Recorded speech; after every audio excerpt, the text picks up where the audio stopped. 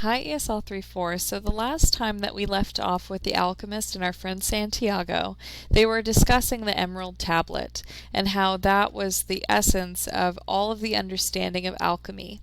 So we just left off with their conversation about how Santiago was asking, well, what should I do in order to figure out and understand the world better? He was telling him, listen to your heart, it knows all things because it came from the soul of the world and it will one day return there. So, and he also gave that parable where he said, you don't even have to understand the desert. All you have to do is contemplate a simple grain of sand, and you will see in it all the marvels of creation.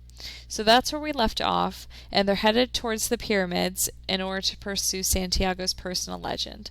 So go ahead and read along with me, and we're going to figure out what happens to our friend Santiago and the alchemist. They crossed the desert for another 2 days in silence. The alchemist had become much more cautious because they were approaching the area where the most violent battles were being waged. As they moved along, the boy tried to listen to his heart. It was not easy to do. In earlier times, his heart had always been ready to tell its story, but lately that wasn't true.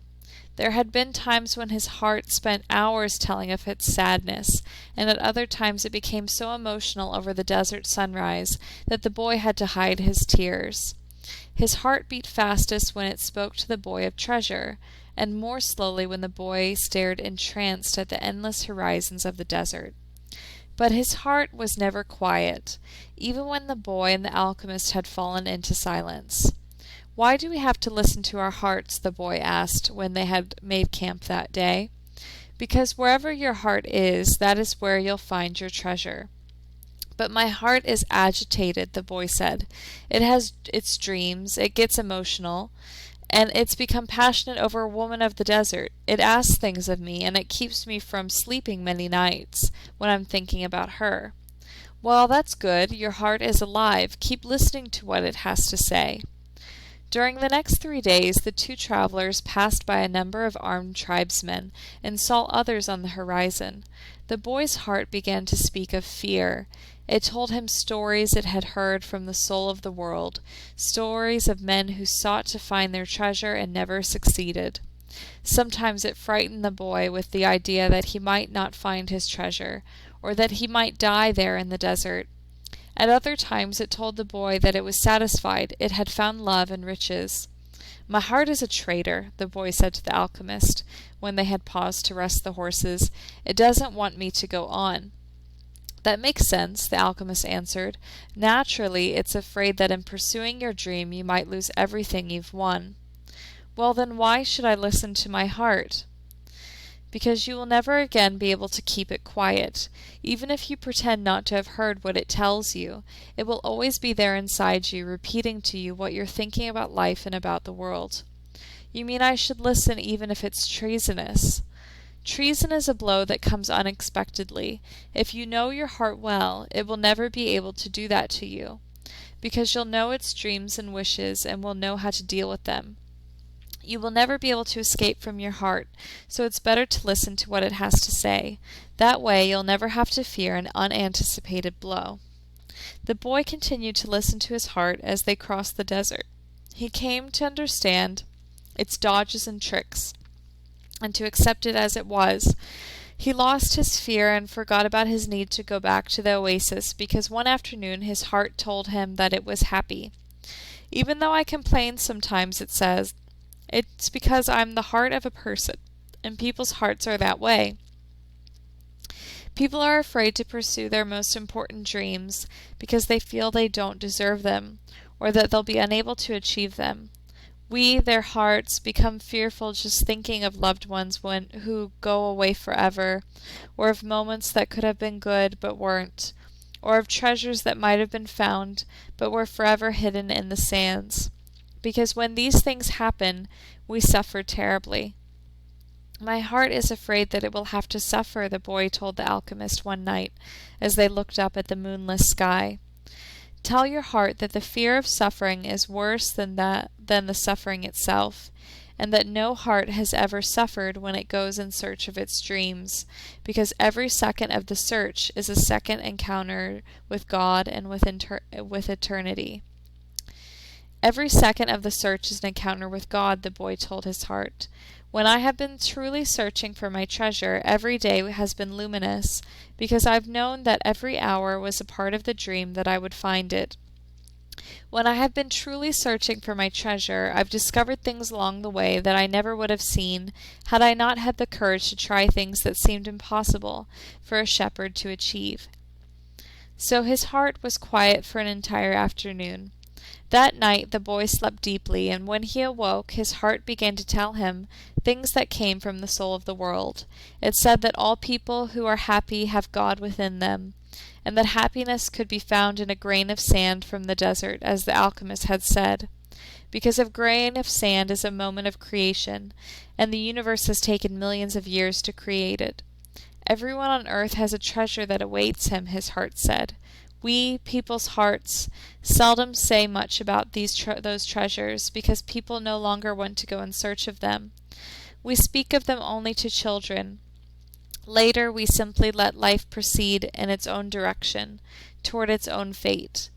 But unfortunately, very few follow the path laid out for them, the path to their personal legends and to happiness. Most people see the world as a threatening place, and because they do, the world turns out indeed to be a threatening place. So we, their hearts, speak more and more softly. We never stop speaking out, but we begin to hope that our words won't be heard. We don't want people to suffer because they don't follow their hearts. Why don't people's hearts tell them to continue to follow their dreams? The boy asked the alchemist. Because that's what makes a heart suffer most, and hearts don't like to suffer. From then on, the boy understood his heart. He asked it, please, never to stop speaking to him. He asked that when he wandered far from his dreams, his heart press him and sound the alarm. The boy swore that every time he heard the alarm, he would heed its message. That night he told all of this to the alchemist, and the alchemist understood that the boy's heart had returned to the soul of the world. So what should I do now? The boy asked. Continue in the direction of the pyramids, said the alchemist, and continue to pay heed to the omens. Your heart is still capable of showing you where the treasure is. Is that the one thing I still needed to know? No, the alchemist answered. What you still need is to know this. Before a dream is realized, the soul of the world tests everything that was learned along the way.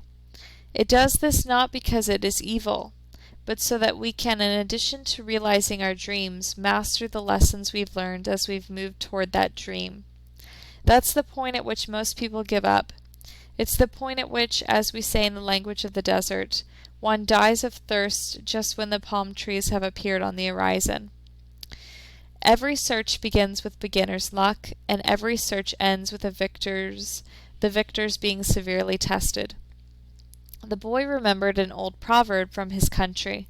It said that the darkest hour of the night came just before the dawn. On the following day, the first clear sign of danger appeared. 3 armed tribesmen approached and asked what the boy and the alchemist were doing there. I'm hunting with my falcon, the alchemist answered. We're going to have to search you and to see whether you're armed, one of the tribesmen said. The alchemist dismounted slowly, and the boy did the same. Why are you carrying money? Asked the tribesman, when he had searched the boy's bag. I need it to get to the pyramids, he said. The tribesman who was searching with the alchemist's belongings found a small crystal flask filled with a liquid in a yellow glass egg that was slightly larger than a chicken's egg. What are these things? That's the philosopher's stone and the elixir of life. It's the masterwork of the alchemist. Whoever swallows that elixir will never be sick again, and a fragment from that stone turns any metal into gold. The Arabs laughed at him, and the alchemist laughed along. They thought his answer was amusing, and they allowed the boy and the alchemist to proceed with all of their belongings. Are you crazy? The boy asked the alchemist when they had moved on. What did you do that for? To show you that one of life's simple lessons, the alchemist answered. When you possess great treasures within you and try to tell others of them, seldom are you believed. They continued across the desert. With every day that passed, the boy's heart became more and more silent. It no longer wanted to know about things of the past or future. It was content simply to contemplate the desert and to drink with the boy from the soul of the world. And the boy and his heart had become friends, and neither was capable now of betraying the other. When his heart spoke to him, it was to provide a stimulus to the boy and to give him strength, because the days of silence were in the desert were wearisome. His heart had told the boy what his strongest qualities were: his courage in having given up his sheep and in trying to live out his personal legend, and his enthusiasm during the days he had worked at the crystal shop. And his heart told him something else that the boy had never noticed. It told the boy of dangers that had threatened him, but that he had never perceived. His heart said that one time it had hidden the rifle the boy had taken from his father, because of the possibility that the boy might wound himself. It reminded the boy of the day when he had been ill and vomiting out in the fields, after which he had fallen into a deep sleep. There had been 2 thieves farther ahead who were planning to steal the boy's sheep and murder him. But since the boy hadn't passed by, they had decided to move on, thinking that he had changed his route. "Does a man's heart always help him?" the boy asked the alchemist. "Mostly just the hearts of those who are trying to realize their personal legends, but they do help children, drunkards, and the elderly too." "Does that mean I'll never run into danger?" "It means only that the heart does what it can, the alchemist said. One afternoon they passed by the encampment of one of the tribes. At each corner of the camp were Arabs garbed in beautiful white robes, with arms at the ready. The men were smoking their hookahs and trading stories from the battlefield. No one paid any attention to the 2 travelers.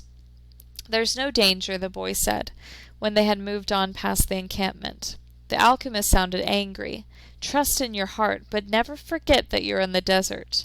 When men are at war with one another, the soul of the world can hear the screams of battle. No one fails to suffer the consequences of everything under the sun." All things are one, the boy thought. And then, as if the desert wanted to demonstrate that the alchemist was right, 2 horsemen appeared from behind the travelers. "You can't go any further," one of them said. "You're in the area where the tribes are at war." "I'm not going very far," the alchemist answered, looking straight into the eyes of the horseman. They were silent for a moment, and then agreed that the boy and the alchemist could move along. The boy watched the exchange with fascination. "You dominated those horsemen with the way you looked at them," he said. "Your eyes show the strength of your soul," answered the alchemist. That's true, the boy thought. He had noticed that, in the midst of the multitude of armed men back at the encampment, there had been one who stared fixedly at the 2. He had been so far away that his face wasn't even visible. But the boy was certain that he had been looking at them. Finally, when they had crossed the mountain range, they were extended along the entire horizon. The alchemist said that they were only 2 days from the pyramids. Okay, so we're going to stop there for today, you guys. Please look back at your assignment on Google Classroom. If you have any questions, feel free to reach out to me on either Google Hangouts or send me an email. Bye, guys. Have a great day.